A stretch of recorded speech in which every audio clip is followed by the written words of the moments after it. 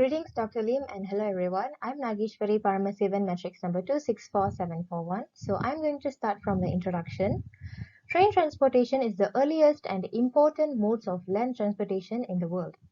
Rail transportation is most reliable way of transportation because it is less affected by weather conditions, more structured for its fixed routes, more affordable, safe, and has a large load-bearing capacity. Malaysia's transportation system has now advanced from traditional ways to a modernized system. Rail transportation system of Malaysia is categorized into urban, suburban and rural areas. Malaysia has developed its train services into KTM commuter, LRT, monorail, ETS, ERL, MRT throughout the country.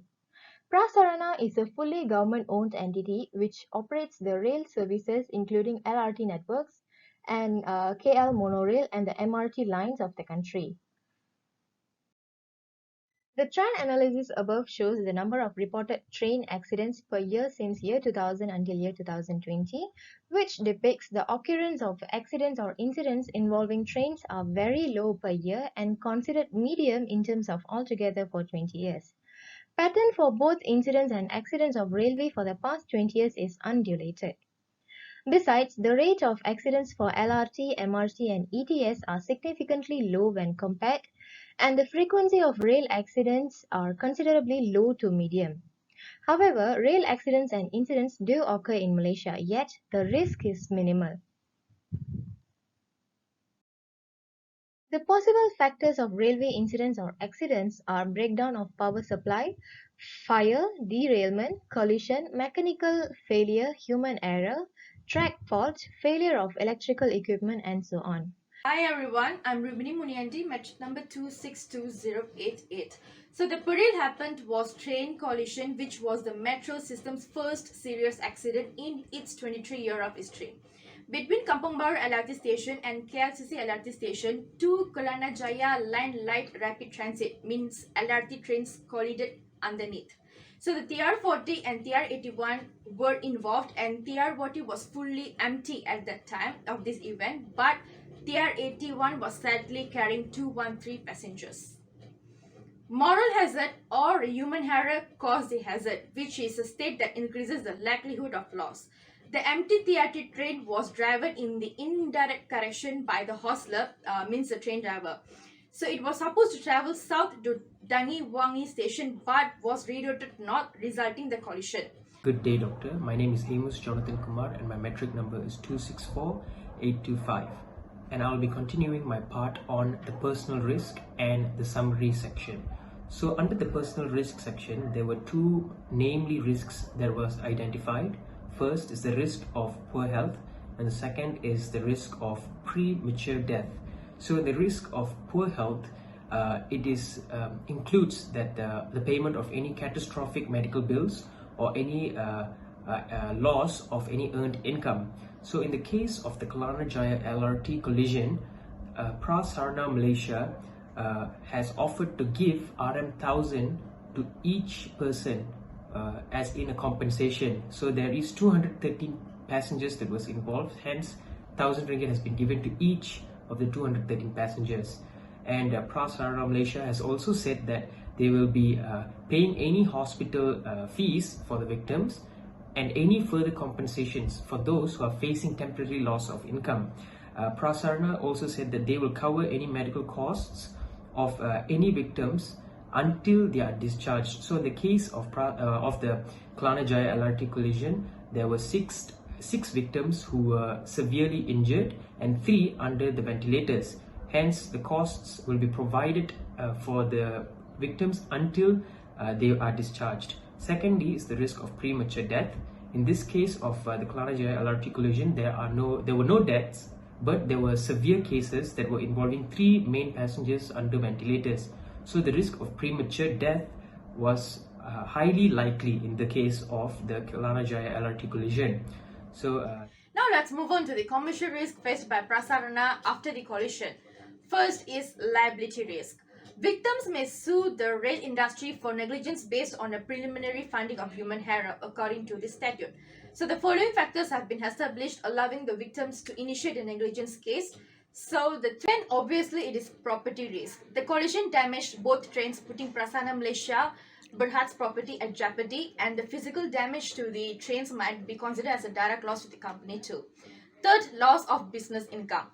The road was briefly closed due to the collision for recovery and repair work, while the LRT Kelana Jaya line was shut down for 3 days.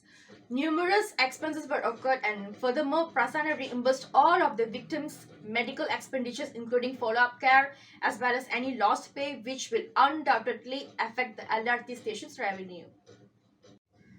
Number 4 is intangible property exposures. Intangible property exposures actually can be connected with two incidents.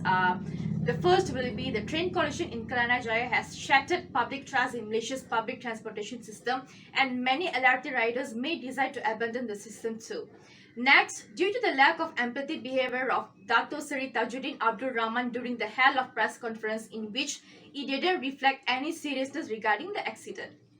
Fifth, government exposure. The government is taking the situation very seriously and has instructed the Ministry of Transport to investigate and reform the train services of Prasarana and Rapid Rail Sdn Berhad.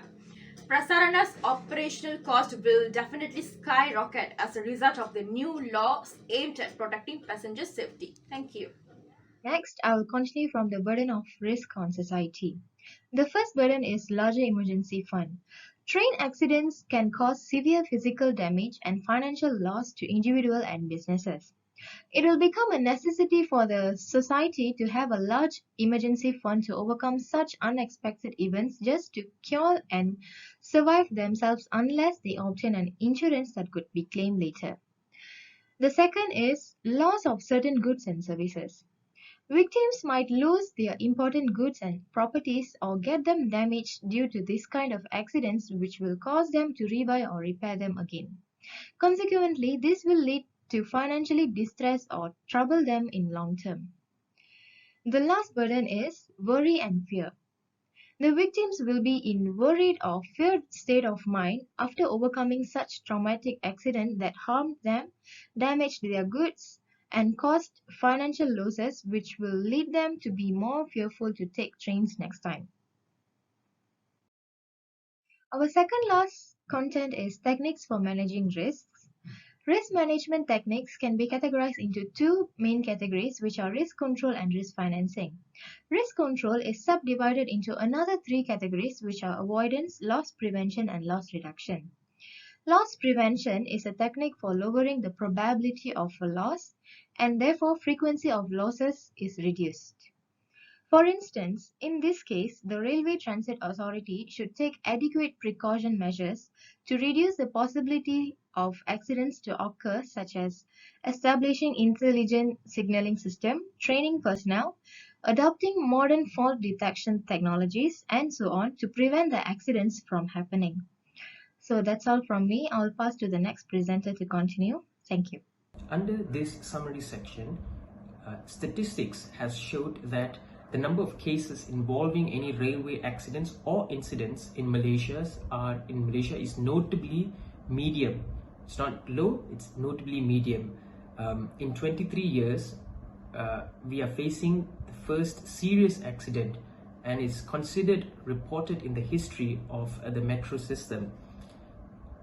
There were previous cases such as the train collision of T. Roy Seremban station in 2004 and the explosion of the Sabah State Railway and involving a petrol tanker that occurred in the year 2011.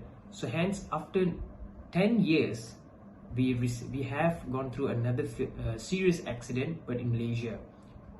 In this case, we can also see that this case has led to many serious risks that has been identified in terms of peril, in terms of any moral hazards. In this case is the human error. In terms of the commercial risks involving property risks, liability risks, loss of business income, intangible property exposures, and government exposures. The techniques that were involved in mitigating and managing the risks can be divided into two main parts, which are the risk control and risk financing. So after further extensive research and analysis, that this can bring a positive change to the railway station, mainly in terms of the safety system of the railway system in Malaysia. Thank you.